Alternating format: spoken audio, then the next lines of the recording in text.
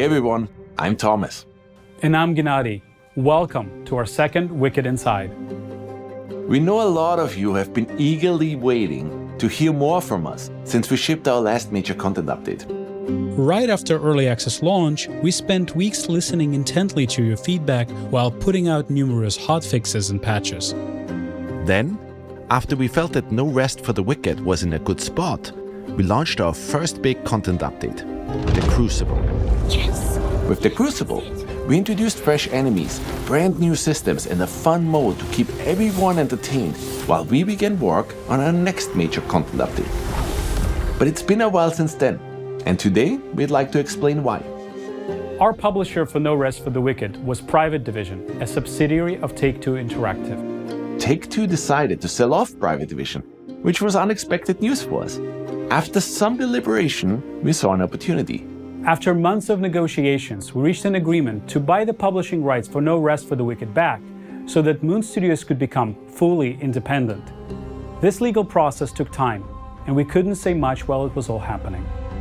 But today, we're excited to announce that it's all done and that Moon Studios is now fully independent. We believe this will give you even more confidence in our vision, because we're free to build No Rest for the Wicked exactly how we want, without needing to ever go silent again. We've used this extra time to create something truly special.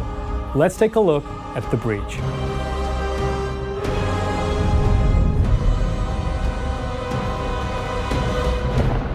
The Breach represents the biggest content update we have ever shipped. We have heard you loud and clear. You wanted more out of our campaign. You wanted more story, more zones to play in, more enemies to fight, more bosses to test your mettle against. In short, more of everything. And that is exactly what we have been focusing on. Our story continues immediately following Ellsworth's return to Sacrament. He summons his daughter Odessa from her prison cell, and their exchange reveals more about their relationship.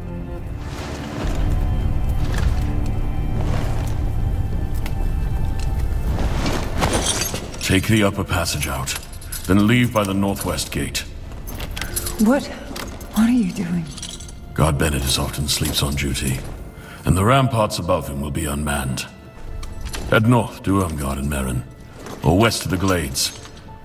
Anywhere but here. So that's it then. You have to go.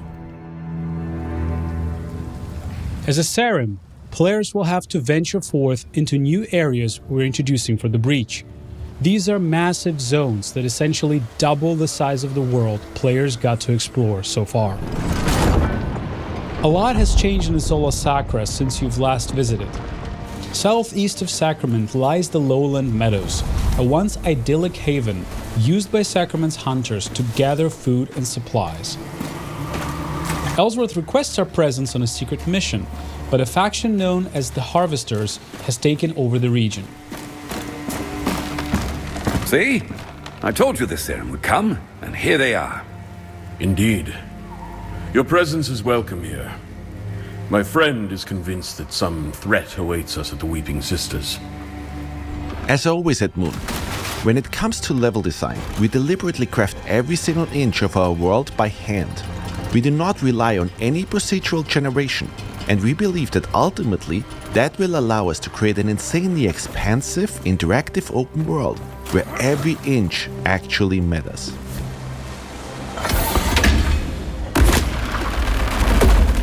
Throughout your journey through the meadows, you will encounter all new enemies. We have also introduced 2 new weapon archetypes, gauntlets and wands. Let's take a look at how these new weapons can be used to take down all new foes that you'll encounter. The Timberwhite here will try to take your life with his ginormous great axe. We know some of you already loved being able to suplex enemies in Wicked. It was only appropriate we introduced a dropkick.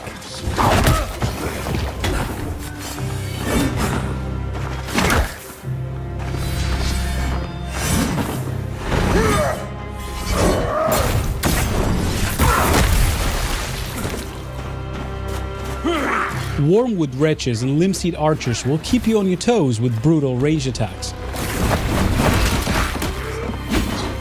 Our Tremor Wave will make quick work of them. Rust Reavers present an even greater challenge. Equipped with 2 huge saws, your best bet is to keep your distance and counter when you find an opening.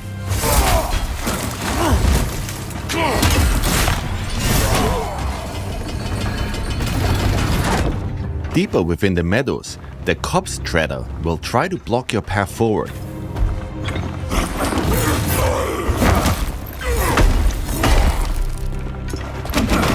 Study his movement patterns and keep a cool head. You might just prevail.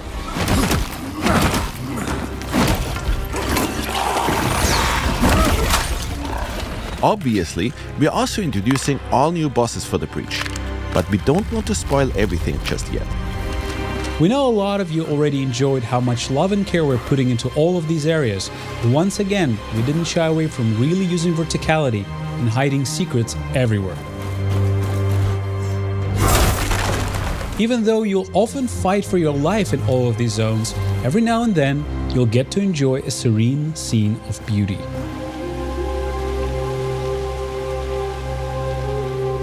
Things have changed in Sacrament too. Caretaker Alden has arrived in town to plead for help, dealing with the Blight, a plague infestation destroying his home of Merrin Village. They say... Excuse me, is it true that Governor Ellsworth has already gone north with that madrigal? The guard said as much, but I wasn't sure.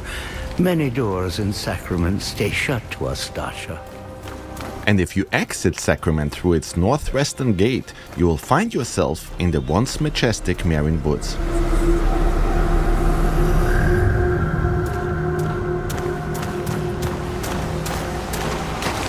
Recently, the Merrin Woods have been befallen by the Blight.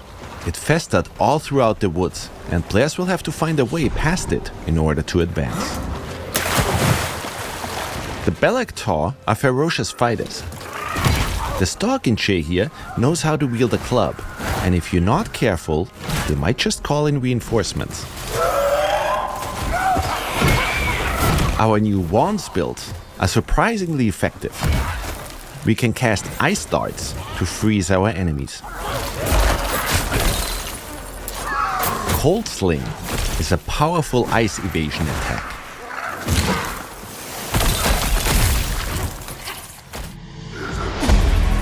For the Heavy Feather, we'll use some more powerful spells our wands provide.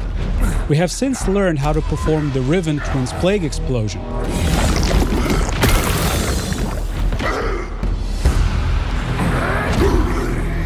And if you have enough focus, Lightning Bolt makes quick work of any enemy.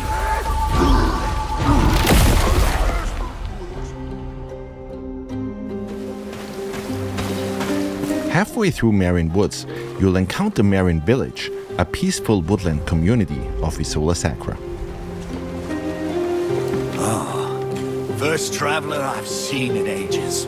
I'm amazed you made it to our village at all, stranger. Hardly anyone comes here anymore. 10,000 blessings, Serim, for returning us to ourselves. The villagers in Merrin provide new services and sell different items than the ones in Sacrament. My clod of a cousin's still hammering away in Sacrament. Figured they would have run him off by now. Chased them out of town with their crooked pitchforks and bent spears. Might as well give it here. In Merrin, we will also meet Odessa's godmother, Irmgard, a connection to her Dasha heritage. I remember when my mother used to sing me to sleep. You did too. Same lullaby. Will I see you there? All of us at one table again? I'm not welcome in Sacrament. And in a return to the Nameless Pass, we'll explore new areas within it, learning more about the forces of the mainland. We will not tolerate any more doubt within your ranks, Primus. Not while we knock on salvation's door. Discipline takes time. It's earned, not bought. The born god disagrees. Discipline is forged. It is a tool, molded in flame. Meanwhile, we'll continue the story of Madrigal Selene and her vanguard, who seek to liberate the lost city of Caelin. We're incredibly excited about this new chapter in our campaign, but we don't want to spoil everything just yet.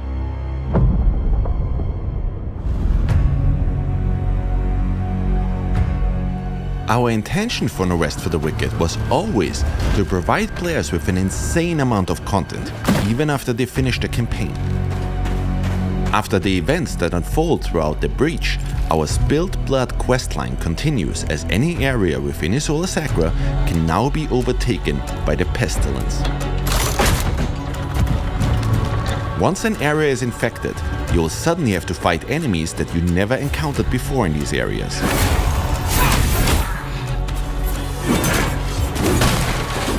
Defeat these enemies, and they might just drop all new Torn resources. Torn resources can be burned at any fire in order to further increase the challenge within an infected area. You will need to heavily upgrade your gear and perfect your build in order to succeed.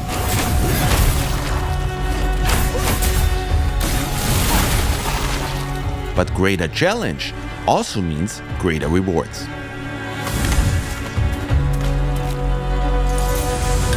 Notice that with every enemy you slay, the pestilence spread meter at the bottom of the screen reduces. Slay enough enemies and you will have to overcome only one more obstacle. Getting rid of the infection means ripping it out at its root. If you manage to defeat the plague boss within the infected area, the entire zone will be cleansed of the pestilence once more. Our Alive system has also gotten a huge update. You will now find many more factions being able to take over the various areas within Isola Sacra. Our goal with all of this is to change the way players think about retraversal in video games. We ultimately want to make every return feel as fresh and as exciting as it was the first time you played. And as you can see, we also introduced entirely new levels within the areas you're already familiar with.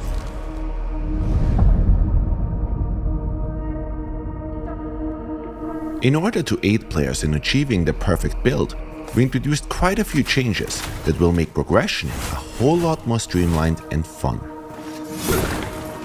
First off, we have revamped the way gear drops.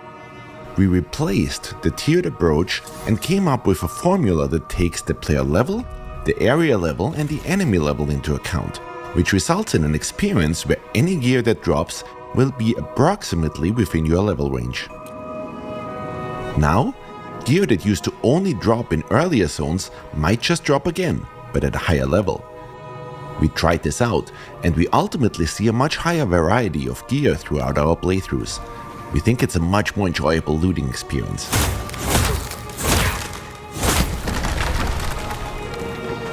Another big aspect that defines your build is, of course, the enchantments. So far, if your gear didn't drop with the enchantments you needed, your item would never reach its full potential. But we came up with a solution. If an item dropped with less than maximum possible amount of enchantments, you can now use a Fallen Ember to add another random enchantment to it. And if you have an enchantment on one of your items that doesn't quite fit your playstyle, Fallen Embers can now be used to re-roll that particular enchantment. Of course, Fallen Embers are also still used for respeccing your character, which makes Embers insanely valuable now. We also introduced a new weapon rarity, Masterworks. Any Masterwork starts out as just a common item. If you decide to forego the RNG aspects of Wicked, you can bank on gems in order to fully customize your item. Gems will now show you exactly what effect they'll have depending on which item you slot them into. In our case here, we want to craft a build that heavily relies on and synergizes with focus. The benefit of common items is that we can completely customize them. Once we've fitted the maximum amount of gems into them, they now become a masterwork. In general, we've introduced a whole slew of new weapons, runes and armor sets. We've also iterated on our list of enchantments in order to enable the creation of entirely new builds, while ridding ourselves of the enchantments that led to overpowered builds. Given that and the new loot drop algorithm, the sky is the limit when it comes to build variety. We also conducted a major balance pass on our stats, and we noticed that quite a lot of you didn't use shields all that much. So we changed the way they work. Instead of draining stamina, shields are now based around poise and stagger, and we try to ensure that each shield archetype feels unique. So we can't wait to see all your new sword and board builds.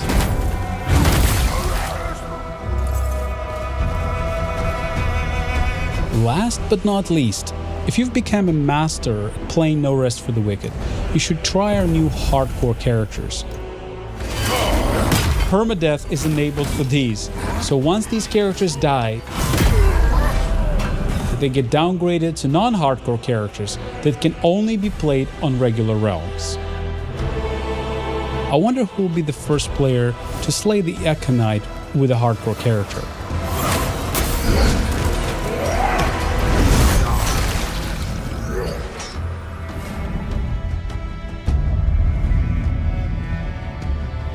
Naturally, we also spent quite some time introducing a wide range of quality of life features and polished up what you've played so far of No Rest for the Wicked.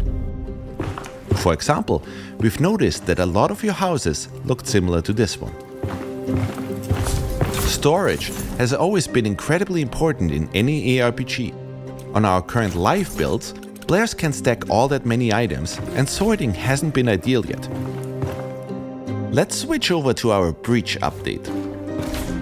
We fixed that right up and now allow players to stack a whole lot more items within their chests. And items now also get sorted in a beautiful way. While we're in our home, we can show off another cool feature we added. We've added Whisper Stones, which enable fast travel to and from your house. So if you just want to quickly drop off items and gear while you're out and about, instead of having to first warp to Sacrament and then run to your home, you can now save that one step. Remember that you can place one Whisper Stone per house, so if you own multiple ones, you can even fast travel between them. Our next change regards food cooldowns. We've removed the classic cooldowns entirely. Now you can consume meals instantly.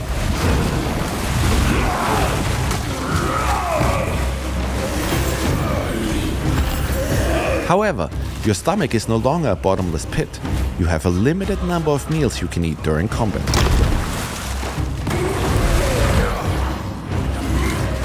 You'll be able to upgrade this limit through Plague Ichor, letting you extend how many times you can heal or buff yourself in battle.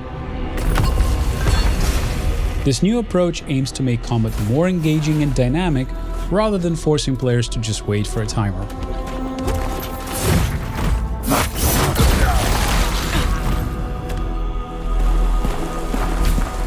Time ticks ever forward. We know timers and project wait times have been a major discussion point in our community. We're adding a new feature so you can contribute food and ingredients to make Adanas' workers, speeding up whichever building project they're currently tackling. We're always listening to your feedback, and we will keep iterating on the system. If you have thoughts, please keep sharing them. And of course, we've been hard at work meticulously optimizing performance.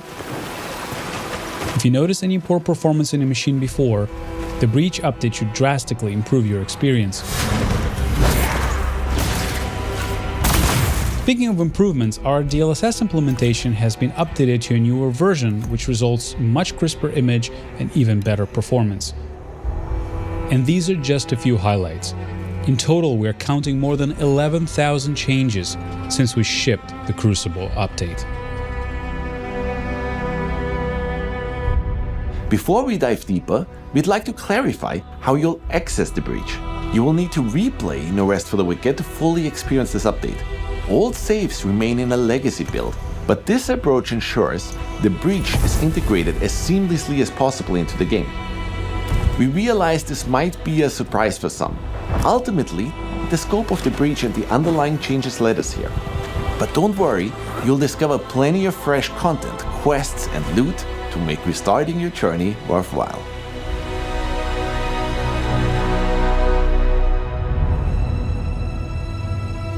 Let's discuss our roadmap next. It goes without saying that we will heavily support the breach for the upcoming weeks after launch. You will once again see us react incredibly quickly to all of the feedback you guys might provide. But we're also already hard at work on our next content drops. We've received hundreds, if not thousands of pleas begging for the co-op update, and we know that our original roadmap had co-op before the breach. Rest assured, it will be the next thing we launch after this update. The reason we ultimately decided to switch these updates was because we wanted people to have more content to play once co-op releases. With the Breach update, there will be now a lot more content to explore with your friends. After the co-op update, we'll be following up with more improvements and new systems. We'll expand Sacrament, improve housing, introduce farming, expand the Crucible, and of course, finish the campaign with more story and more quests and bosses. We are very much aware that a lot of you finally want to play No Rest for the Wicked on all major consoles. We have a ton of things planned to further improve on the foundation that we've laid so far, and we're excited to keep discussing all of these new releases and changes with you as we go along. Also, today marks the 10th anniversary of Ori.